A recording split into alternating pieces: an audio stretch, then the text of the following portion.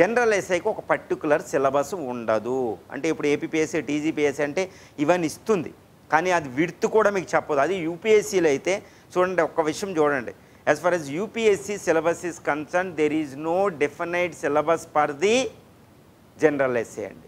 General ఎస్ఏకి వాడు ఇవ్వలేదు, కానీ కొన్ని ఇన్స్ట్రక్షన్స్ మాత్రమే ఇచ్చాడు. అది ఎలా ఉండాలంటే, ఎస్ఏ ఎలా ఉండాలనేది వాడు కొన్ని వర్డ్స్ ఇస్తాడు. యూనియన్ పబ్లిక్ సర్వీస్ కమిషన్ గెజెట్లో కొన్ని ఇన్స్ట్రక్షన్స్ ఇస్తాడు.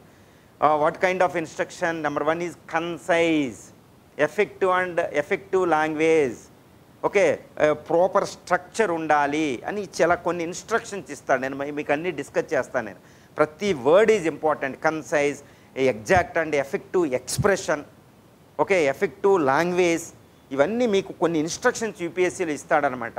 Even APPSC, Telangana public service commission is also repeated that instructions. అంతే. వీళ్ళు ఏంటంటే యూపీఎస్సీ లాగా కాకుండా వాడు UPSC there is no syllabus, particular syllabus for the general SA topic in union public service commission examination. Whereas TGPSC 3 ఇస్తాడు 3 times. ఏపీపీఎస్సీలో కూడా మనకి ఇస్తున్నాడు. ఏపీపీఎస్సీలో అదర్ ఇంపార్టెంట్ ఫిలసాఫికల్ టాపిక్ ఉంటుంది. ఇక్కడ ఫిలసాఫికల్ టాపిక్ లేదు తెలంగాణ పబ్లిక్ సర్వీస్ కమిషన్లో ఇప్పుడులో. Whereas UPSC entire topic is hypothetical or philosophical in nature only. చూసారు ఎలా ఉందో? సో దేర్ ఈజ్ నో, ఇప్పుడు మనం ఏం చెప్పుకోవచ్చు అంటే, as far as this general essay is concern, there is no particular syllabus. Particular syllabus మనకి ఇచ్చిన అది లెంగ్త్ అండ్ బ్రెడ్త్ ఎంత లోతుగా ఉంటుంది అనేది మనకు తెలియదు. బట్ వేరే జిఎస్ పేపర్స్లో పర్టికులర్ డెఫినెట్ సిలబస్ ఉంటుంది. ఇంత నుంచి ఇంతవరకు చదువుతారు, ఈ బుక్స్ అని ఉంటాయి. ఈ జనరల్ ఎస్ఐకి బుక్స్ కూడా లేవు, అదనమాట. సో ప్రతి వాళ్ళు ఇక్కడ the biggest mistake as far as the students those who are preparing for the general essays, they are preparing topic wise.